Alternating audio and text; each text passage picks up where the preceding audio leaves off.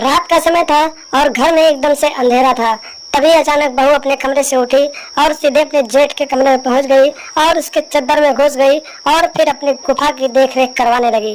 नमस्कार दोस्तों, Asian crime affair channel में आप सभी प्यारे दर्शकों का स्वागत है। दोस्तों, एशियन क्राइम अफेयर चैनल को आप सभी लोग सब्सक्राइब कीजिए, वीडियो को लाइक कीजिए और वीडियो को ढेर सारा शेयर भी कीजिए। दोस्तों चढ़ती जवानी और हवस की ये कहानी बिजनौर जिले से सामने आई, जहाँ पर एक प्रमोद नाम का 25 साल का लड़का रहता था, जिसकी अभी हाल ही में शादी हुई थी। दोस्तों, प्रमोद की नई नवेली बीवी उसके घर आई थी और फिर प्रमोद अपनी बीवी के साथ अच्छे से रहता था, अपनी जिंदगी काट रहा था। प्रमोद तो पहले अपनी बीवी को खुश रखता था, लेकिन धीरे धीरे प्रमोद शारीरिक रूप से कमजोर होने लगा और अपनी बीवी को, अपनी पत्नी को संतुष्ट नहीं कर पाता था। जब वो अपनी पत्नी को संतुष्ट नहीं कर पाता था तो उसकी पत्नी अपने जार में पानी डलवाने के लिए, अपने खेतों में पानी चलवाने के लिए तड़पने लगी, छटपटाने लगी। इसी तरीके से कई महीने बीत गए और प्रमोद अपनी पत्नी को संतुष्ट नहीं कर पाता था। और इसी बीच प्रमोद पैसे कमाने के लिए परदेश चला गया।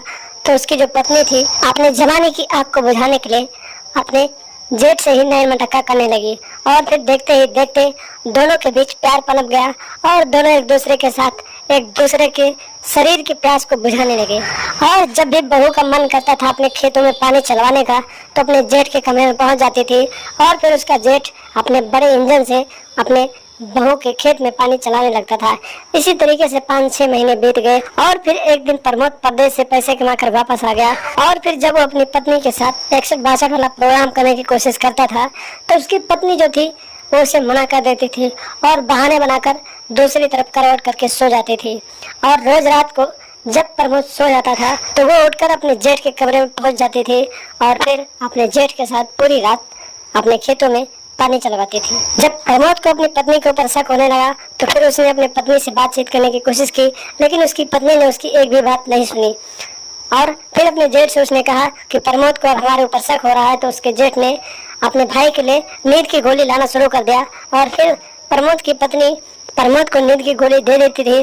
और जब वो सो जाता था तो फिर पूरी रात अपने जेठ के मोटे पप्पू के साथ खेलती थी और उसके घोड़े पर बैठ के घुड़सवारी करती थी। एक दिन की बात है, प्रमोद की पत्नी अपने जेठ के साथ उसके चादर में घुसकर अपने गुफा की देखरेख करवा रही थी।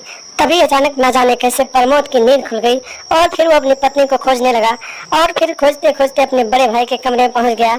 और जब खिड़की के रास्ते से उसने देखा तो फिर खिड़की के रास्ते से देखने के बाद उसके पैरों तले जमीन खिसक गई। उसने देखा कि उसकी पत्नी उसके बड़े भाई के चद्दर में घुसी थी और फिर अपने गुफा की देखरेख करवा रही थी। अपनी पत्नी को इस हालत में देखकर प्रमोद गुस्से से लाल हो गया और फिर देखते ही देखते अपने भाई के कमरे में घुस गया और दोनों से मारपीट करने लगा। और फिर देखते ही देखते उसने अपने बड़े भाई को एक धारदार हथियार से उसके गले पर वार कर दिया, जिससे मौके पर ही उसके भाई की मौत हो गई। और फिर इसका विरोध जब उसकी पत्नी ने किया तो प्रमोद ने अपनी पत्नी का भी गला दबा दिया और मौके पर उसकी भी मौत हो गई। और आधी रात को एक प्रमोद घर से फरार हो गया और परदेश चला गया।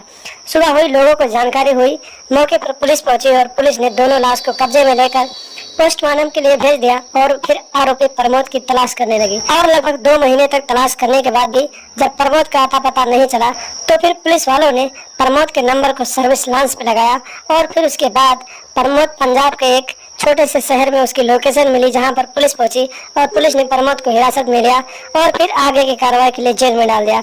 तो देखा आपने दोस्तों, एक पति जब शारीरिक रूप से कमजोर होने लगा तो उसकी पत्नी अपने जेठ के साथ ही अपने शरीर की प्यास को बुझाने लगी।